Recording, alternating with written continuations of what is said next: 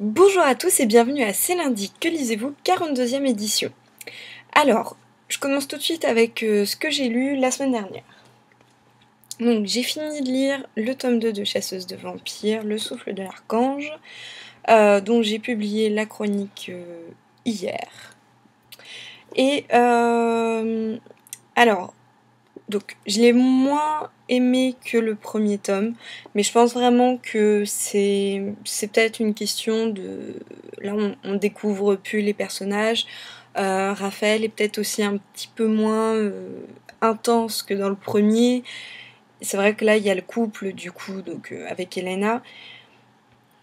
Donc c'est pas pareil, forcément, c'est pas vraiment la même histoire. Là, c'est assez posé. Il y a quand même, on va dire, 2 ennemis à combattre dans l'histoire, donc ça c'est pas mal. Après, j'ai l'impression en fait que vraiment, dans ce tome-là, on parle beaucoup du couple. La façon en fait dont ils se découvrent un peu. Maintenant qu'ils sont ensemble, c'est vrai que c'est limite si ça les surprend pas d'être tous les deux. Ils ont aussi vachement évolué par rapport au premier tome, ils ont complètement changé. Hein. Lui, il est un peu moins petit chef, on va dire, et elle est un petit peu moins chasseuse. Voilà. Donc chacun, en fait, est plus concentré sur leur couple et aussi sur...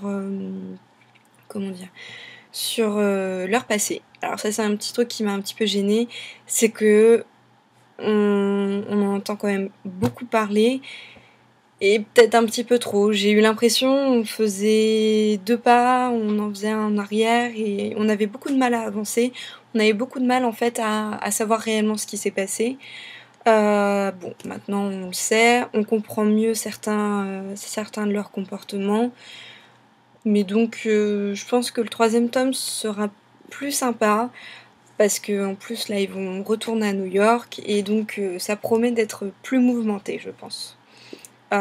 Sinon, j'aime beaucoup Ilium, je sais pas trop comment on dit.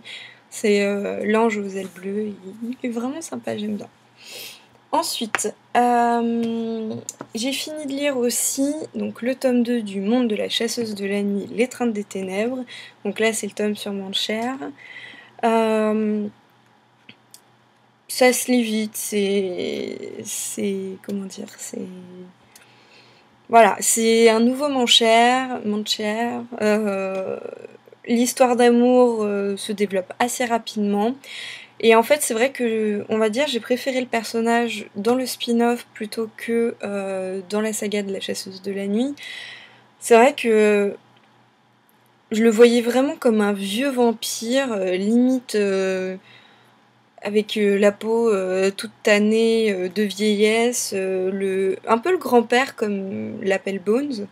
Alors que là, dans ce tome-là, je le vois vraiment comme un jeune vampire enfin un jeune en âge, mais pas en âge vampirique.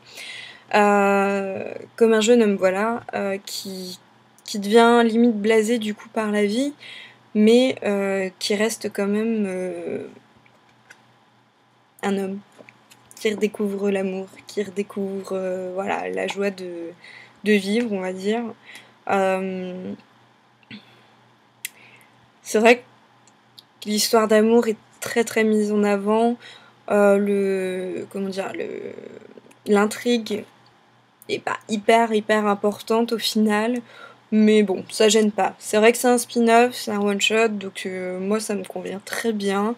J'ai découvert un peu autrement donc le personnage, et Kira est pas mal. Elle a son petit caractère, elle se laisse pas faire et c'est quand même pas mal. Après bon, on peut dire que l'histoire est un peu facile, mais moi le style me plaît assez, donc voilà, un bon petit spin-off et j'ai hâte de lire donc la suite.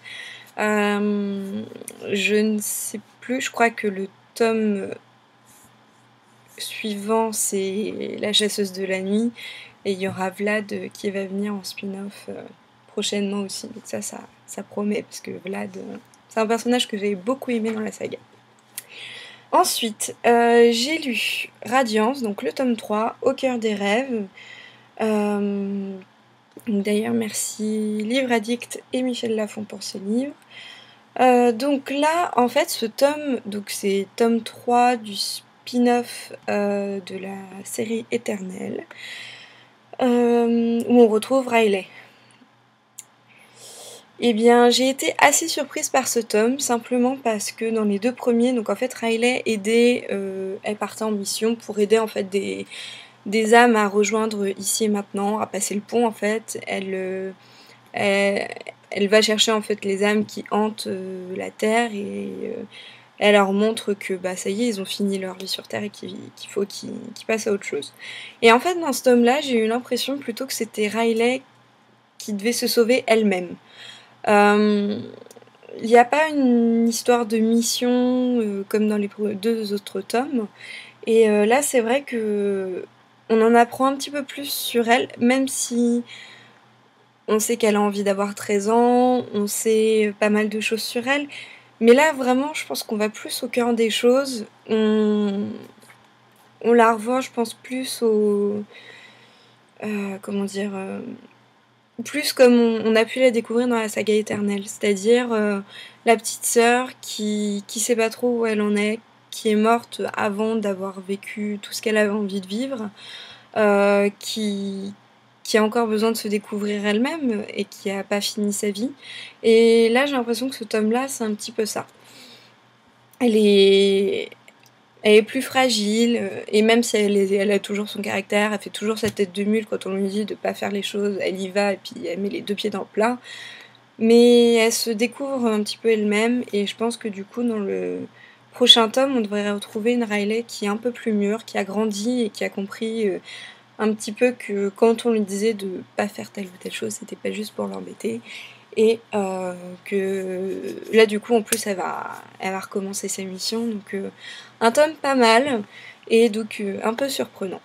Voilà. J'ai hâte de lire la suite parce que c'est un personnage que j'aime bien suivre. En plus, c'est des petits livres, vraiment des petites histoires.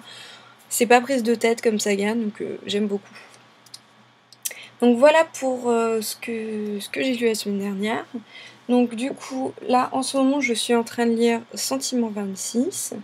Je l'ai tout juste commenté, mais commencé, pardon. J'ai lu une dizaine de pages avant de m'endormir hier soir, j'étais un peu épuisée du week-end. Et par contre, ce que je peux vous en dire, c'est le tout début. En fait, il y a quelques pages, même une page en fait, qui explique l'avancement en fait, ce sont les progrès réalisés dans le domaine de l'imagerie médicale telle que l'IRM. Et en fait, ça parle de l'amygdale qui se trouve dans le cerveau.